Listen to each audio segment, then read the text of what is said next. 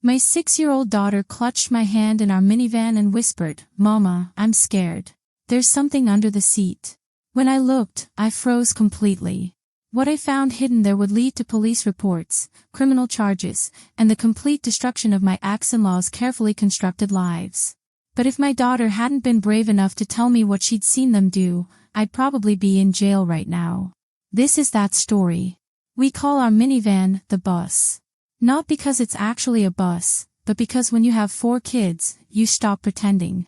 It's a minivan with questionable carpet and a smell that can only be described as cracker dust and old emotions. That Sunday, I was driving home from visiting my ex-in-laws, Sharon and Gerald, my ex-husband Kevin's parents. And yes, I still visit people who are technically not my family anymore. Welcome to the complicated world of co-parenting. I had all 4 kids in the back. Claire, 12, sharp as a knife and twice as observant. Owen, 10, who negotiates everything. Theo, 8, sweet and sensitive. And Nora, 6, my baby, still young enough to think adults know what they're doing. We were an hour into the drive home when I felt that familiar pressure building. Not from the kids. They were actually quiet for once. The pressure was from the whole visit. The forced smiles. The comments that weren't really comments. The way Sharon watched me like she was waiting for me to slip up. I told myself the same thing I always did. You survived. You're leaving. Just get home. We made it across the state line from Colorado into Wyoming. I didn't celebrate. I just exhaled. Then came the bathroom emergency. "Mom," Theo said, "urgent. I need to pee." "I also need to pee," Owen immediately added. Claire didn't need anything.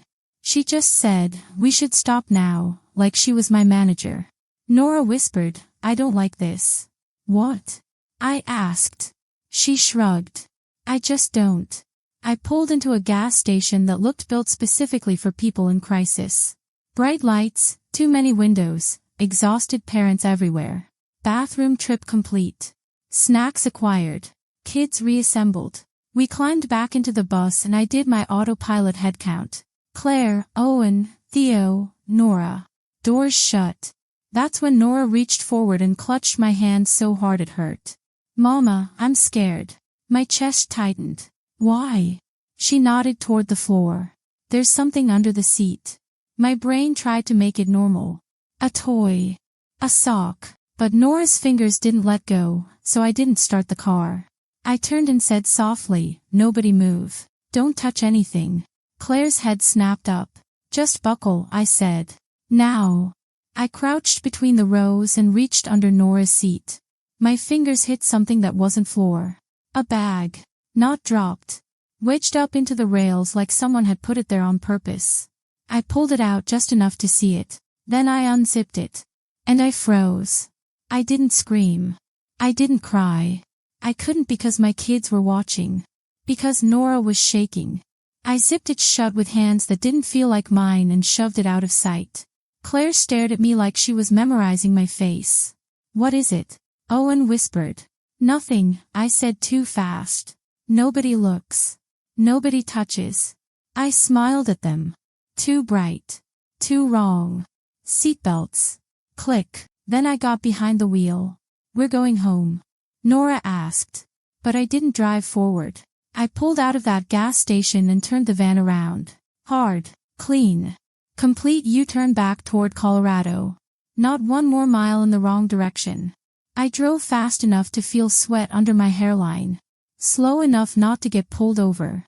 My hands were slick on the wheel. I kept checking the mirrors. I didn't tell the kids anything. I just drove. Minutes later, we crossed back over the state line. Just a sign and my lungs finally remembering how to expand. I pulled into the first safe lot I saw. Bright lights. Other cars. Cameras. I parked and realized I'd been holding my breath. The kids were quiet. Claire stared at me. Theo hugged his backpack. Nora pressed her forehead against the window. And if you're wondering why I turned around without a word, you have to understand what my ex's parents were capable of. I met Kevin at university. Not romantic, practical. We were both broke and he offered me half his sandwich. He was steady. When everyone else was dramatic, Kevin just existed. He studied. He worked. He remembered his parking tickets. He listened when I spoke, which after growing up in a family where everyone talked over each other, felt like intimacy. He had one constant though. His parents. Sharon and Gerald lived in another state. My parents need me, Kevin would say casually, like other people said they had to do laundry. At first, I thought it was sweet. Then I met them. Sharon had the kind of smile that looked warm until you realized it never reached her eyes. Gerald was quieter but somehow made you feel judged through silence. They were polite, friendly, and immediately concerned. About me. About my family. About how far Kevin lived from them. You'll finish school and come back, Sharon would say to Kevin like it was decided. To me, it was subtler. We're sure she's nice. With that pause that means the opposite. They were old-fashioned in a way that made my skin itch. The wife should follow the husband. The son should come home. And in their minds, I was the reason he wasn't where they wanted him. Kevin didn't argue. Not because he agreed. Because he didn't argue with them ever.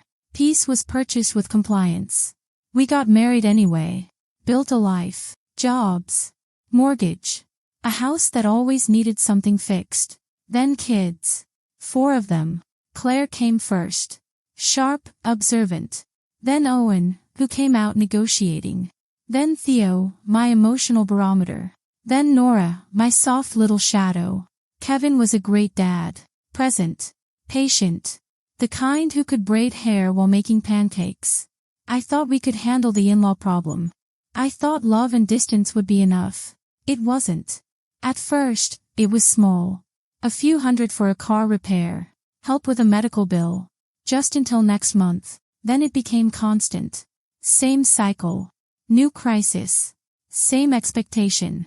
And we had 4 kids. 4 kids is groceries and shoes and school fees and exhaustion that sits in your bones.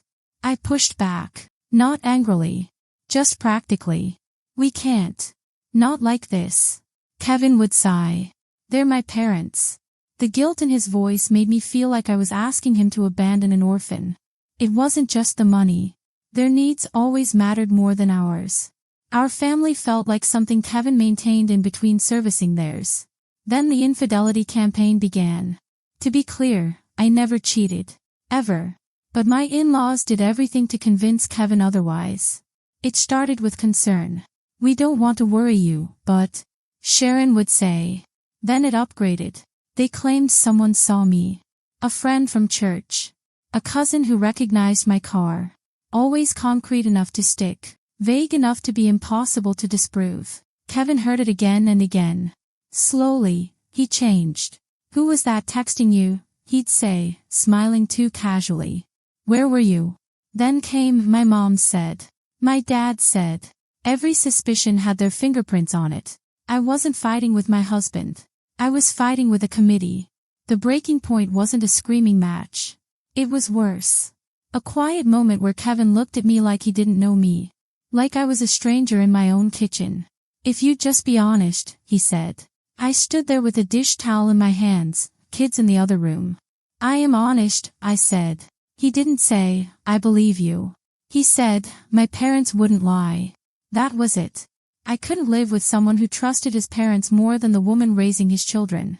Either you trust me or you don't get to be my husband. He couldn't cut his parents off. Not then. So I left. The divorce was a slow, sad agreement that we were bleeding out and pretending we weren't. Afterward, we co-parented. Cold. Functional. Professional. Kevin still sent them money. Lots of it. Still defended them. Still tried to keep peace. I told myself I could manage it. The kids deserved grandparents. I could tolerate Sharon's smile for a few weekends a year. Until the day I found that bag. Back in the parking lot, sweat cooling on my neck, I thought, they've tried to ruin me before. They just never went this far. I didn't tell the kids the truth. I told them we had to turn around because I forgot something. Claire didn't buy it. Theo looked worried. Nora stared at her shoes like she was carrying guilt. Are we in trouble? She whispered. No, I said firmly. You did the right thing.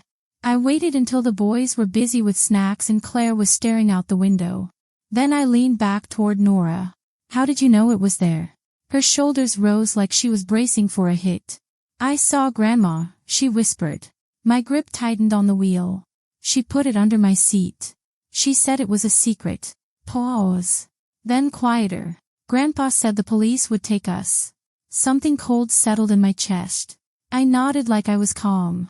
"Thank you for telling me." Then I drove to the nearest police station. On the safe side of the line. At the station, I kept my voice flat. Controlled. When you're a woman in custody situations, the moment you sound emotional, people translate fear into instability. "My name is Meredith. I found an unknown package in my vehicle while traveling with my children." I explained I just left my ex-husband's parents. That my 6-year-old told me she'd seen her grandmother put something under her seat. I don't know why it was there. "It isn't mine." I gave them the bag. The officer asked questions.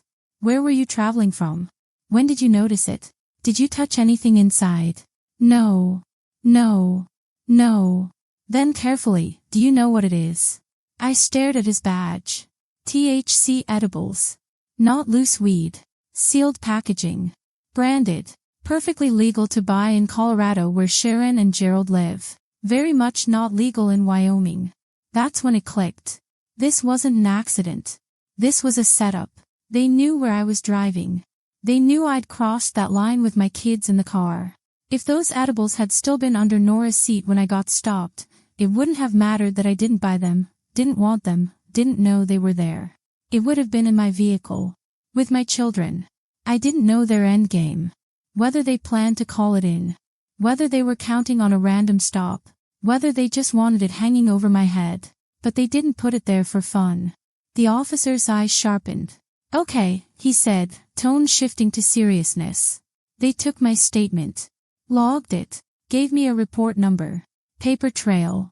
The most beautiful 2 words in my world. I called my lawyer from the parking lot. Gave her the report number. Told her everything. She didn't gasp. She said, "Do not contact them. Document everything. We're filing emergency restrictions." Emergency restrictions. Yes. This is endangerment and interference. We're moving. For the first time since the gas station, I felt something other than fear. Anger. This wasn't gossip. This wasn't passive-aggressive comments. This was a trap with my kids in the back seat. I loaded the kids back in and checked under every seat. Buckled them too tightly. Owen complained. Theo asked if we were okay. Claire watched quietly. I didn't call Kevin. I didn't trust his reflex. His reflex had always been defend. I drove back toward home. Back toward the state where those edibles would have been a very different problem. I drove perfectly. Not 1 mile over. Not one weird swerve. 15 minutes later, red and blue lights hit my mirror. Something in me went cold. I pulled over slowly. "Ma'am, we received a call with concerns about possible impairment and the safety of the children in the vehicle." Of course. Of course there was a call. "I'm not impaired," I said carefully. He looked at me. "The kids. The bus like it was a crime scene. Do you have anything in the vehicle we should know about?" I almost laughed. Not because it was funny. Because if I didn't laugh, I might scream. "Officer, I just made a report across the line about an unknown package. It's not in the vehicle now." His eyes flicked. "You made a report?" "Yes. I have the report number." His tone shifted. Less suspicion. More attention. More questions. Where had I been? Who was with me? Were the kids okay? "Do you consent to a search of the vehicle?" I hesitated. Logically, there was nothing. But fear isn't logical. Yes. Because refusing felt like something guilty people did. They searched. Quickly. Methodically. The kids stared out the window. Claire's jaw clenched. Theo looked like he might cry. Owen whispered, "Are we going to jail?" "No," I told him. They found nothing. "Drive safe," the officer said. I drove home shaking. Not relieved. Furious. Now I knew it wasn't just the bag. It was the call. Someone had wanted me stopped on the wrong side. Someone had wanted me searched. Next morning, I called my lawyer. I was pulled over. They said they got a report. Pause. Okay. That helps. My skin prickled. That helps. It supports intent. It supports a pattern. We'll document it. I sat on my bed, phone pressed to my ear, listening to my kids breathe down the hall. They didn't just plant it. They tried to make sure I got caught. My lawyer filed for emergency restrictions on Sharon and Gerald. Block their contact with the kids. Tighten exchange rules. Strip them from anything giving them access. School pickups. Emergency contacts. The invisible loopholes people ignore. By mid-afternoon, my phone rang. Kevin. No, hello. What the hell is this? I stood in my kitchen, hand on the counter. What? I got paperwork. No contact with my parents. Are you serious, Meredith? Raw disbelief. Kevin, they put something under Nora's seat. He scoffed. I filed a police report. No, he repeated. Louder. I got pulled over after I crossed back. They said they got a call. Silence. Then he exploded. You always hated them. You always looked for reasons. This is insane. I didn't argue. Didn't defend. Didn't beg. This is real. My attorney is handling it. You're trying to keep the kids from my family. He hung up.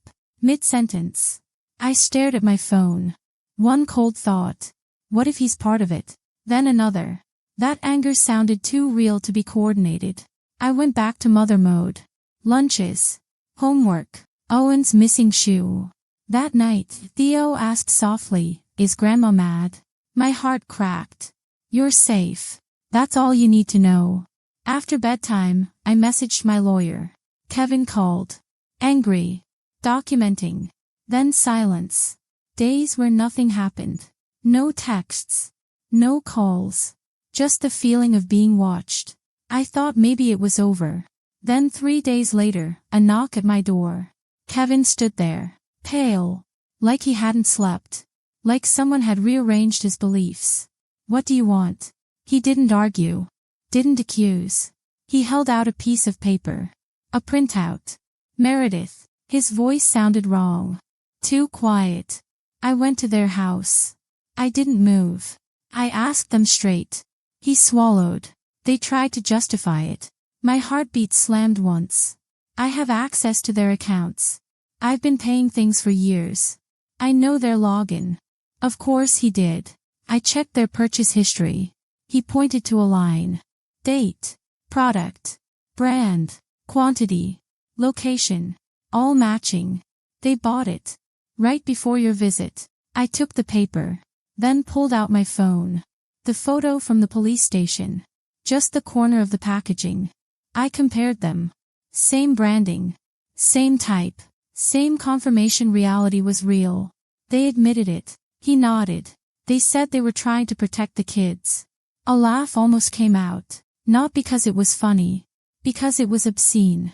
Kevin's face tightened. If they could do this, what else have they done?